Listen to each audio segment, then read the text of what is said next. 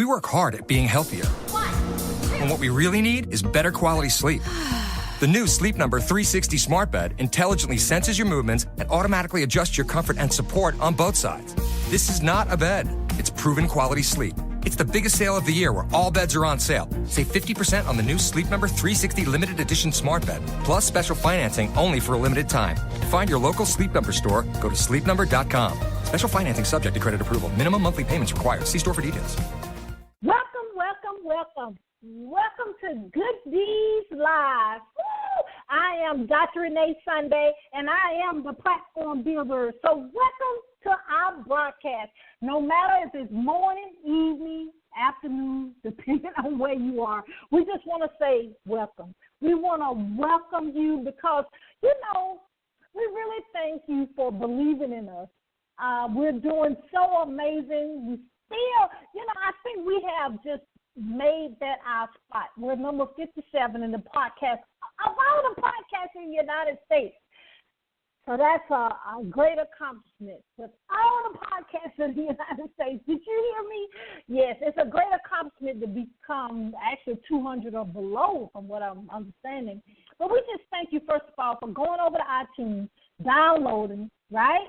And also you're going over to YouTube, and you're also going to the website, and you going to the social media. We just thank you for that. We thank you for believing in us, but guess what? We believe in you as well. Mm-hmm. And what we do here at Good Deeds, we help you shine your light to the world. People say, Dr. Sunday, what is that light you keep talking about? That light is your goals, your dreams, your passions, of course, your purpose and destiny in life. It's time and it's past time, as the old people used to say, to get that out. We need to get that message out. We need to get that whatever is inside of you, that dream, we need to get it out because guess what? It's going to help somebody else. It's going to take the pain away of somebody else. It's going to give somebody instructions. It's going to give somebody a dream that's going to be fulfilled. And that actually make you want to scream right there because our purpose is not for ourselves. You have to learn that real quickly. But, yes, a lot of times our purpose comes from the pain that we've gone through. And, of course, no one likes going through pain. But the thing about it is you learn from that. And actually you're able to move forward in a great boldness in your life. And that's what we enjoy in our life, right? Here in Good Deeds, we just, we love it, love it, love it. But let's get it started, as they say. Let's get it started. I'm laughing because, of course, ladies, y'all know what's going on right now, ladies and gentlemen. Of course, my team is handing me the question, and it's just so funny. The question that you sent in is the Dr. Renee question. And just to review, if you're new to the broadcast, it's usually something, sometimes it's spiritual, sometimes it's not. Sometimes it's about my childhood. It's about a lot of things. But three things you can know for sure. That I'm going to show love and compassion, and I'm going to be consistent, and, I'm going to be authentic, okay? So the question, use the way it's worked. They send the questions in, you send the questions in, and I actually give you a call, and we discuss it. Mm-hmm. That's what happened. And briefly, I answer the questions here online as well. So the question is Dr. Renee. Oh, now this is interesting. I'm paraphrasing. The young lady says, well, Dr. Sunday, we love, enjoy your stories that you tell us about your childhood. She know my whole childhood. She said, yeah, I did. Yes, I did grow up in poverty. Yes, I did go through bullying. So the question is, she has some kids, her son, her daughter and son, sometimes go through the bullying at school. And what did I do to overcome that? And just a little bit of backstory of what my parents did. Okay, well, we'll do that. And I will call her quickly on that because we need to, get that together. So bullying, I can't remember what we called it back in the day. I can't remember, but picking on somebody else, okay? As you know, my last name is Sunday, and so I used to get, most of it was verbal, but some of it was, they were I was real skinny and I wore glasses. Growing up in poverty, a lot of times being tall, a lot of times I sat in the back of the class, and then you being left-handed, you sit in the back, and then a lot of times my clothes was pretty short because I was pretty tall. And people would call me the Sunday girl, the church girl, full-eyed. My nickname was Olive Oil. The first thing I did, and I commend, if this would happen in your case, and I commend any of the parents, if you're going through this, check with your children, because my mom and dad, I went and told them what was going on. So the first thing they talked to me. And then, of course, the second step is, they, of course, went to the school to address that the way. And from my understanding, most schools now have a protocol for that. But in my case, my parents sat me down and said that, I was beautiful and wonderfully made. I grew up in a faith-based Christianity foundation, that I was beautiful, wonderfully made, that I can do whatever I put my mind to. And, that really empowered me. Didn't know that what it, did, as a child, but it actually made me feel good that my parents, they said that they loved me, that they said that they just really supported me. You see, so that's very important, parents and godparents and grandparents. We need to really support our kids and instill in them the wisdom, the right things to say, that they can be empowered, that they can actually not feel bad for themselves, because everybody has a calling. Everybody has a purpose. I always say that. But also what I did was I actually ended up becoming a bookaholic, if you want to call it that. A readaholic. So I read a lot because I actually did initially have problems with self-esteem and being slim and with the glasses. So my parents really had to stay on me in regards of motivating me and encouraging me. And then I came out of my shell. But, I'm an avid reader. You guys know that. Anybody that's been in my circle, especially my inner circle, know that I have millions of books, okay? And then, of course, the Kindle. But I'm still one of those people that like to turn pages. So, but the thing about it is you have to encourage and support. Nowadays, bullying is totally different than when I was coming up. So you have to, most schools, from my understanding, to a previous guest that's been on the platform and my research, that a lot of schools now actually have programs set up. It's a protocol that they address with that. And if it has to go to the point of a psychologist, psychiatrist, if it has to even go to the point of getting law enforcement, all those different avenues. There's different protocols for that now in the school, so that is wonderful. But the thing is, we need to let our kids know that they're beautiful, and the men, the boys, they're handsome, and they wonderfully made, and they can do whatever they put their mind to. You know what I'm saying? In regards of advancing and learning, they could be the president. They could be, they can do that. They could be the president of the United States. They can actually be the mayor of the city. Whatever they want to do, they could actually do it. You see what I'm saying? They can do it, okay? But yes. But of course, we will chat with her and give her any resources or reach out to whoever needs to be able to assist her. But, we got to get to our amazing guest. And actually, my team sets me up with these questions because that goes right along with the amazing guest. Yes, we have this evening, which is the amazing Michael David Harrison. He actually is a children's book author. I love it. God makes all things great. You see how that goes right together. Amen. Isn't that amazing? But just a little bit about, he's a Houston-based educator. Oh, so he can clarify what some things I've said. Wonderful. And he's an author, as he said. But the thing about it is his amazing book, he has a generation between 4 and 8, the ages. And it's a creation story. So he's going to tell us more about it. Of course, I'm not doing it justice of the amazing things that he's been through as an educator. I mean, really a world changer. That's what I said, because our teachers, our educators are very important, because I remember every one of my teachers, and you guess what they told me? When I've seen them again, they told me they saw goodness in me.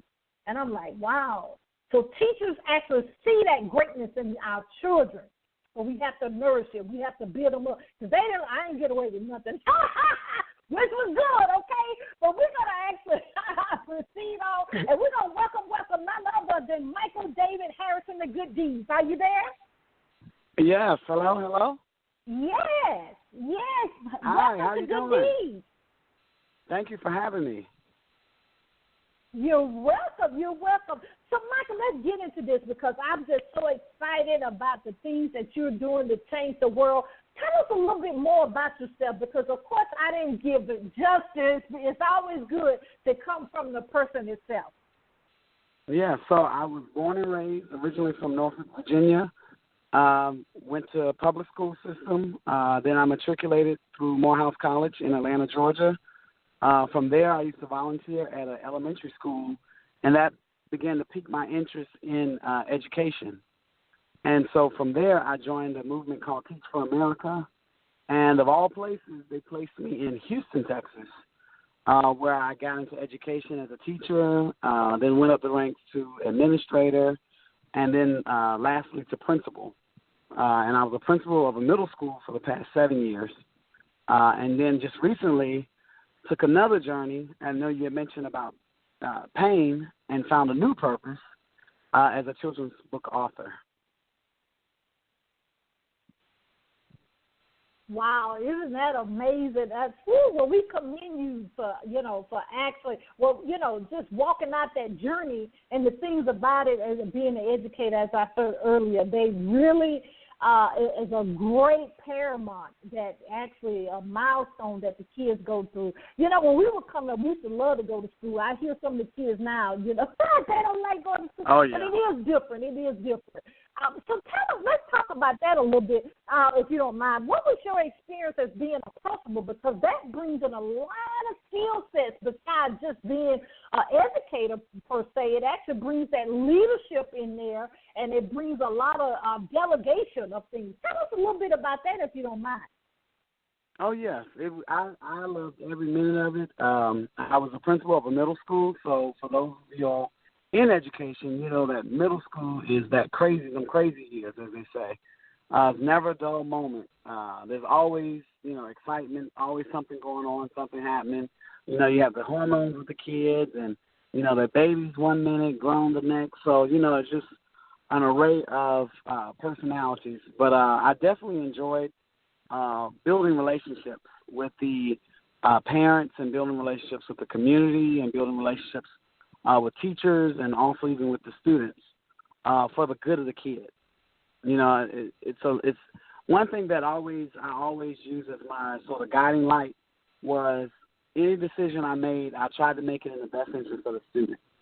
And so that's one thing that really, really helped me to be successful throughout my 16-year career in education. Oh, wow, 16 years, that's a long time. Amen. We committed Yeah. to it. And I'm glad you said that like that because that is see how I think God do it. It just line on up what I said kind of earlier.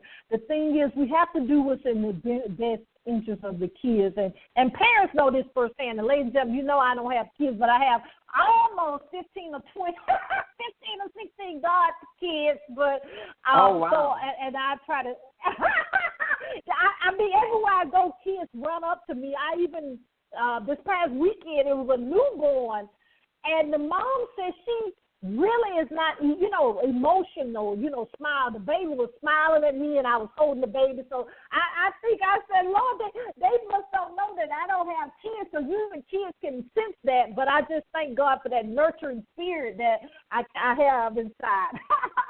Oh yeah, and it's that sunshine I feel because I'm smiling on the other end, listening to you. Oh well, God bless you. God bless you. But let me ask you this, Michael. What piqued your? Because a lot of new authors, and that's with my platform that I help people build a platform to be seen, be heard, and get paid. And we do have a publishing end of that.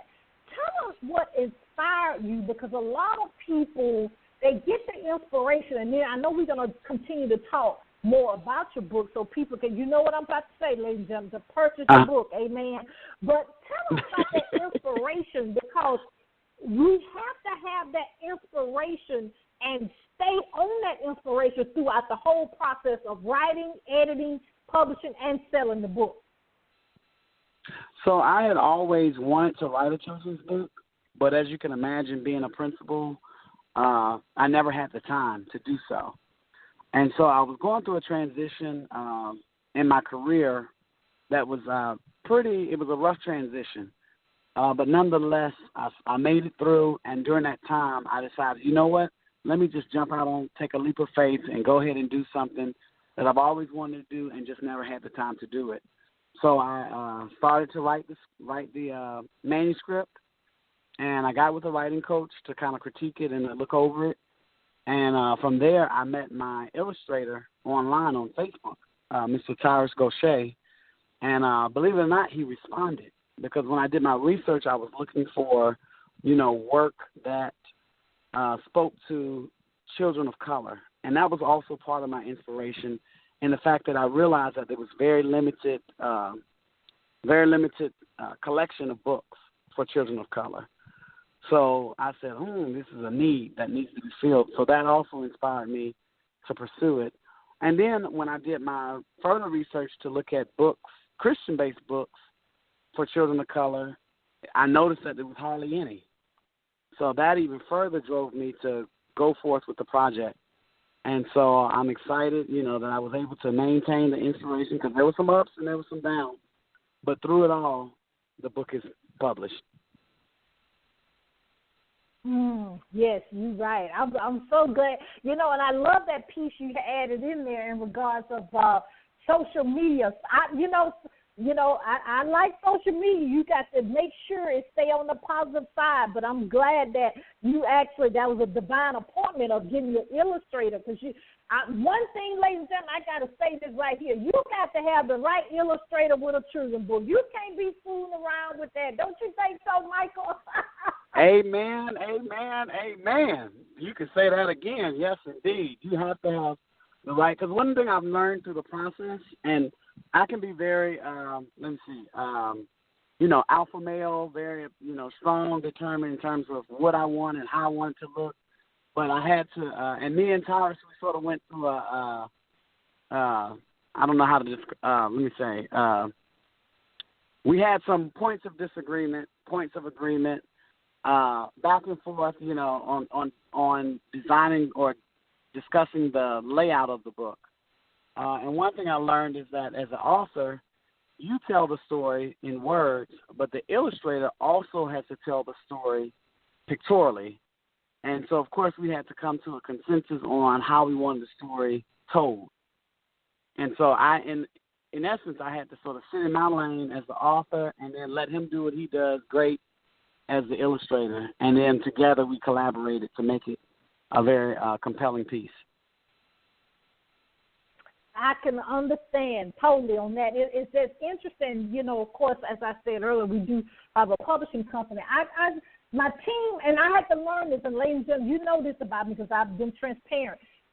I am a board-certified anesthesiologist as well. One big adjustment that I had to do going from, I still do anesthesia part-time, but the other things that God has entrusted me with is delegation. Because, your baby, you want your baby to be taken care of, and that's absolutely a big experience that you have to go through. Anyone that wants to write a book, see, Michael is agreeing, and you're aspiring to do a book, which you should, amen, because they open up a lot of doors. I have to say that, especially you're a business owner, and especially if you're a speaker. It opened up many doors because a lot of people, let me just go off to this for a minute, Michael. A lot of places that you speak now, they'll allow you to sell your book, but a lot of times they don't want you to really be selling merchandise. I'll put it that way. When I say merchandise, I mean, jewelry, because a lot of times they already have jewelry people there. They want you to have things more close to your brand. And a lot of times, the first thing they're going to ask you is what publications you've done. And a book is really, the way I call it, Michael, is your marketplace winning book. That's what I call it, because it opens up things for you in the marketplace that you can win. And I'm so glad you said that, because I had to learn, and my delegation is for people to walk in their gifts. I mean, God had to really get me on that. Yeah. What do you think about that, Michael? Oh yeah, I mean you have to let everybody be great at what they do. I mean no one person can do everything, and so you have to first have that sense of trust in the person that okay, I trust you to handle whatever it is you need to handle, and then also you have to be able to see the greatness in them to be able to do it. See the great work that they've done. And so with Tyrus, I like I said, I researched different illustrators, and his work really grabbed me. So I was like, oh, that's who I got to have. I got to have him. And let me just also say this: you also have to be willing to invest in the quality of work you want. It's okay to put a book out for the sake of putting a book out. Well, actually, no, it's not okay. But all I'm saying is, if you're going to put a book out, let it be an excellence, because that will do more selling for you than you having to convince or, persuade someone to buy it, especially with a children's book. Lord, see, y'all will think I paid Michael to say that, but I didn't. That's one thing I tell people, because, one of my umbrellas that we have with the publishing company is to rebrand, if you will, or actually publish a lot of people's books. Because if you look at the literature, most people only sell about 200 books. And then we can thank God for print on demand, because prior to that, we had all the books in the garage. We had them all under the bed. We had them in the kitchen, in the cupboard. But the thing about it is, you have to realize and have a marketing strategy of actually how to sell the books and open up more doors besides just because when your family and friends and everybody in church buy it, that's the 200 people, right? So you have to be able to invest. So a lot of people, when I give them the price for that, they're like, "Woo, well, yeah, we got to actually redo your book, because if you, depending on what publisher you use, you got to change 80% of the book. That's by law. And then you got to come out with an amazing cover, just like Michael said, and I didn't pay him, that people are caught by the book cover before they even open the book." Yes, because most people are very visual. And so if it catches their eye, you've caught their attention. And now I've learned that attention is the highest commodity that you can possess, the attention. So if you can catch their attention, that can lead you to a sale. Well, Michael, tell us a little bit, without telling us everything, because we have to buy the book. Tell us a little bit of the overall theme of your book, and what you really was inspired in your spirit to get across to the world about this amazing publication.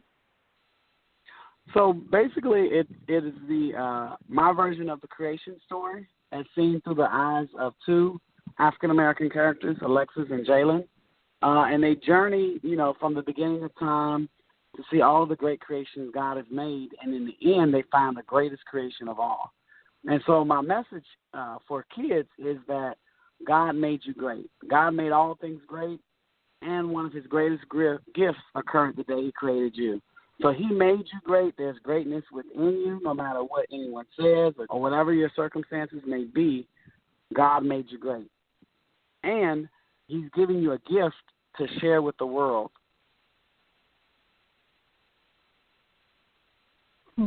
That's right. Ooh, I like that. That's amazing.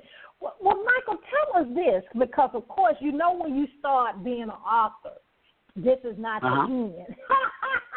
So tell us with your journey, because I think my team was telling me that you've actually been in many places already with this amazing publication. So tell us a little bit about that, your journey now since it's published, and then tell us what the next exciting thing you're probably going to have coming up. Okay. Well, actually, I've been traveling. I've had the opportunity to travel all over the country. I'm currently in Atlanta, Georgia, right now, and then next weekend I'll be in Los Angeles for the Lamert Park Book Festival, and then the following weekend I'll be in Chicago for the African American Arts Festival. And so it's just been a lot of amazing festivals and events and conferences that have opened up for me, that have enabled me to travel all across the country and even over the globe. I was in London 2 months ago promoting over there. So that's been very, very exciting. My next project is actually my second book. Because of the reviews from actually the kids. In fact, this morning I went to visit a school and read to some second graders. And I just showed them my book, and they were very, very engaged and excited and wanted to know when my next one was coming out. So, yes, I am working on my second book. Hopefully that will come out in February of 2019. Wow! Now, it's the people are asking you when the next one's coming out, so you have to get on that. But the thing, yeah, I love it. I love it. And actually, we're here in Atlanta as well. Oh, okay.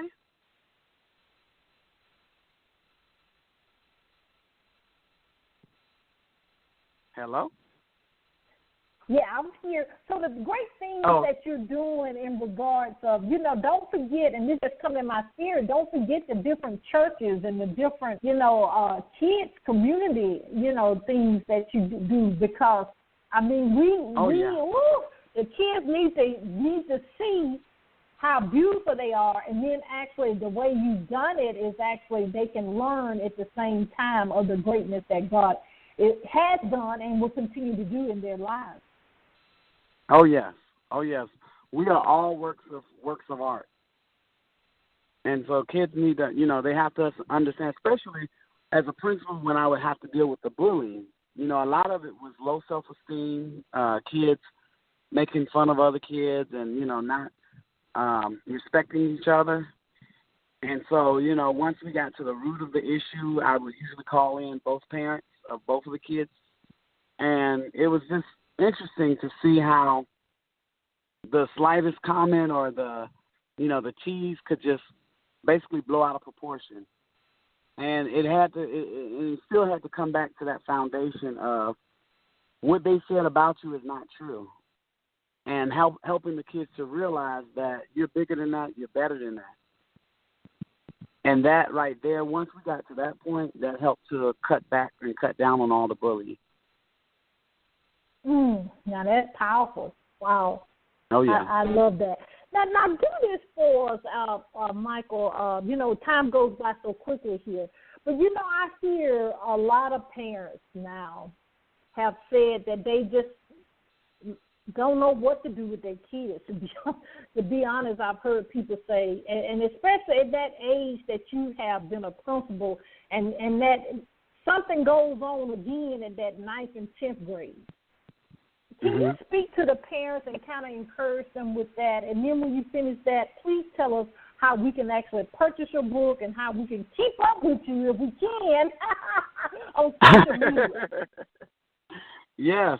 So to those parents, let me just say, this summer I received a text message from a parent who was proud to announce that her daughter was graduating from high school with honors and was accepted into a college on a full scholarship. Now, the backstory to this is when she was in 8th grade, 9th grade, she just went buck wild crazy. I mean, was, sneaking and, having boyfriends behind her mom's back and, just being just totally defiant and totally disrespectful and everything. And we just kept working with her. I stayed on her. I stayed making sure, that she wasn't, just holding her accountable to the expectations. And so for any parent, I want to say that you got to continue to work. Don't give up. Do not give up. Continue to work with them. In fact, when they act up, that's when they need more of your time. Spend time with them. Find out, what's going on. Listen to what they're saying. But still hold them accountable to, your expectations. And it was a tough year that year because she went from being an honor roll student to making C's and D's, but we still stayed on her. We still, made sure that able to finish the 8th grade and move on to 9th grade. And, once she got that out of her system, she just grew into her maturity. And so to any parent, I wanted to let you know that it's all just part of the process. It's part of the process. It's part of the growing pain, but, like anything, they will blossom into that butterfly or blossom into that work of art that you've created. So don't give up. Hang in there. And also network with other parents and with other either community members, people at your church, or people in various organizations that can also help in the parenting, because we all know it does take a village to raise a child. So I was able to, work with the parent as a principal, and it was so rewarding and refreshing to see what she's become in the end. So whatever you're going through right now is only temporary, because there's greatness that lies ahead. And speaking of which, you can purchase my book, which may be a reminder for them, at my website at www.michael, M-I-C-H-A-E-L, wrote, W-R-O-T-E, it, Michael wrote it.com. Again, that's www.michael, M-I-C-H-A-E-L, wrote, W-R-O-T-E, it.com. I love it. I love that domain name. I like that. That's amazing. Oh, wow. Well, Michael, we thank you, first of all, for being in your purpose, and we thank you so much for taking time out your busy schedule to be a guest here at Good Deeds. If you need us for anything, please don't hesitate to contact us. Thank you so much for the opportunity. I cannot believe the time has already slipped away. This was so much fun. Yeah, we had to get you to come back. And I cannot think of the name of the children's festival that's here in Atlanta. I'll try to remember it, and I'll reach out to your team and let them know. I can't think of the name of it. But it'll come to me, and we'll send it over to you. Yeah, because more opportunities, you never know. It's always somewhere to go, right? And then the different conventions and stuff that kids have. Hey, so we can get people to buy book orders, okay? Yes, I receive it. Book orders. That's what I'm talking about. Book orders. Yes, and yes. Oh, wow. Well, thank you so much, Michael David Harrison, for being here on Good Deeds. Thank you, and thank you for the opportunity. You're welcome. Woo, ladies and gentlemen, I love that. That I stay in my lane. I didn't tell him I haven't written a children's book. I've done pretty much Christianity, health books, and self-help, but I hadn't crossed over there. So he may be inspiring me to do something, because I have a childhood that I can share, right? Amen. But anyway, I just like staying in my lane, though, so I will purchase his book, right? I will promote him. But the thing about it is, please make sure when the podcast gets over to iTunes to download it, and then check it out when we put it over on YouTube, and, of course, our website, and then on the social media, okay? Please, share, okay? But, I want you to remember, if you want to be a guest here on the platform, if you want to launch your own radio or podcast, we do media coaching. We actually, if you want your own magazine, we actually do coaching for that. And we have a TV show here, yes, in Atlanta. We're based out of Atlanta. And also we have the publishing company. So you've heard, not just from me, but from Michael, that you need to get your book out so you can help somebody else in life, right? And that can be your poetry, that can be books, stage plays, and those are alike, right? And then we have a Sunday Foundation, which is a nonprofit organization where we take care of our brothers and sisters, right?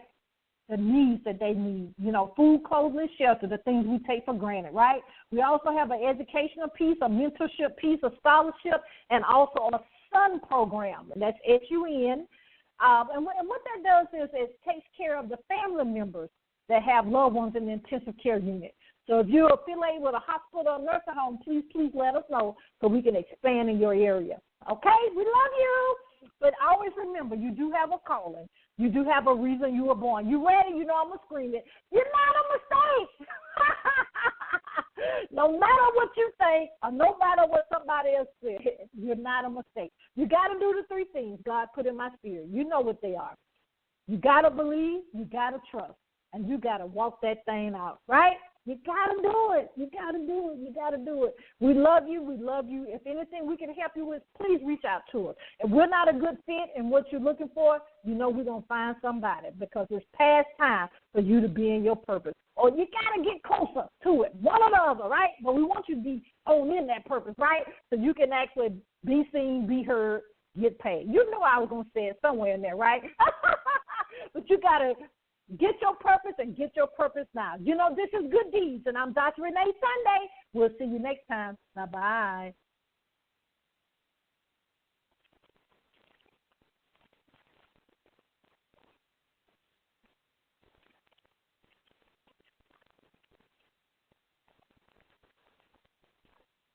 You can measure the impressive torque of a Lexus SUV, but the only way to truly understand it is to experience it. At the Lexus Golden Opportunity Sales Event, find great offers on our most capable models. Lease the 2018 RX 350 for $429 a month for 36 months with $24.99 to its signing. Experience amazing at your Atlanta area Lexus dealer.